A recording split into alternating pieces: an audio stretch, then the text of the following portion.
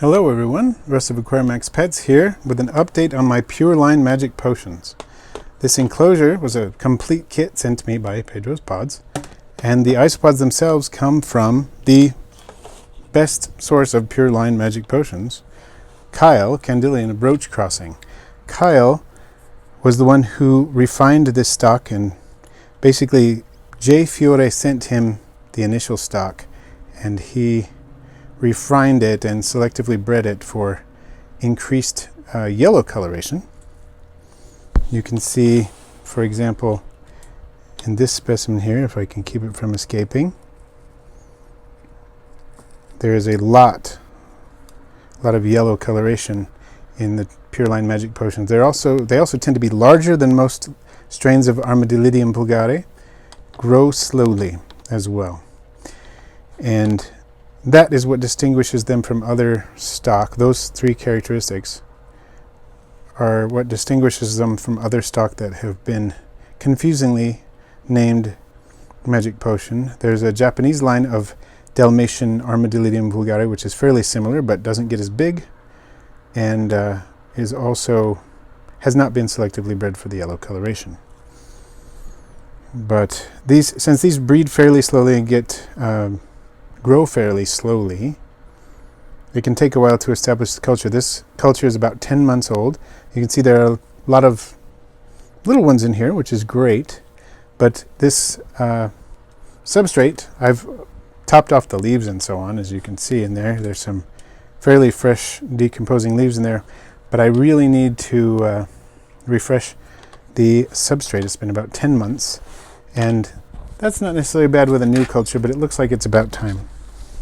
So I'm going to start moving these over, some of them, to new substrate, and then I'll partially replace the substrate in the original container and move some of the substrate over here. So this one has some of the old substrate and some of the fresh substrate, and this one has some of both as well. So I'm going to add some hides here before I get too into what I'm doing. And now I'll start splitting up separating the substrate. As you can see, just by moving the substrate and not intending to move any of isopods at all, I did introduce some isopods and springtails to this enclosure. You can see 3 different sizes of offspring, as well as quite a few springtails. This is really the best way to refresh the substrate in a culture, one of the best ways, because I'm not disposing of any of the substrate, but the isopods have a fresh start with all the new substrate I've added on the others, half. So I'm now adding some decayed wood. This comes from BioLives. Some of the substrate does too, and some of the substrate is my own mix, because I was running out of the BioLive stuff, which I love. But I need to order some more, so I'm using some of my own substrate as well, which is, it works, but I don't like it as much as I like the BioLive stuff.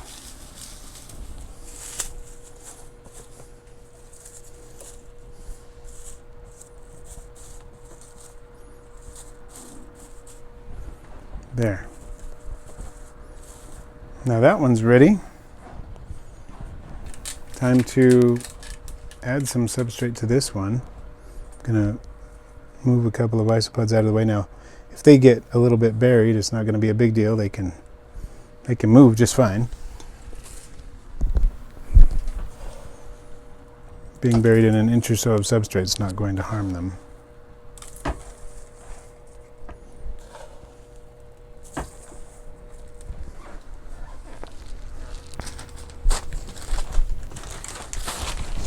Now, that's some of my own basic substrate, which is basically organic compost, which has some vermiculite added for friability, so it doesn't cake, and some dolomite lime, prilled dolomite lime, to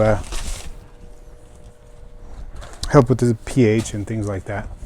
Really, I'm always tweaking and maneuvering and modifying the substrate mixes that I use based on what I learn, which I think is a good thing. I think I have a better base substrate than I did at first, and even though I had good results with what I used before, I think it's better now.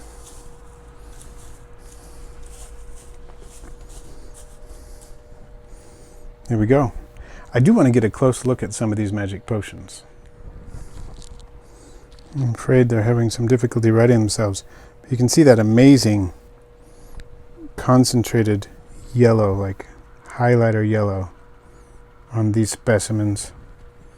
And I know in a fairly recent live stream, Kyle Candillion, the one who refined these and selectively bred them for that pattern, or that increased incidence of the yellow markings, said that it's still a work in progress. He's still culling them as he should be. You can see even some of the younger specimens have a lot of the yellow on them. There's one with a lot. Really quite a gorgeous morph. If I have to pick my favorite Armadillidium vulgare, this is probably it. I really love some of the localities that have interesting color variations like Punta Cana and Santa Lucia and so on. But if I had to pick one, I think this one would be the one. I'd like to thank Kyle Candillion for this pure line stock, which can be hard to find in the hobby because much of the stock has been mixed with Japanese magic potion and so on. Just because people had a hard time knowing the difference between the two. So not done maliciously, I don't think, in any case, but just when you cross different lines from different stock, you run the risk of diluting or losing some of the things that make them unique, like the fact that this one gets larger and is slower growing than other stock also called magic potion. I am really excited to see that this culling is doing well.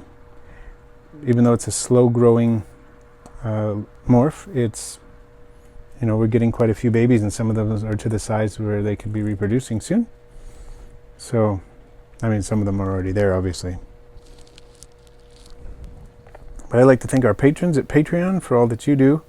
You help keep the channel going. Without you, I really couldn't do what I do.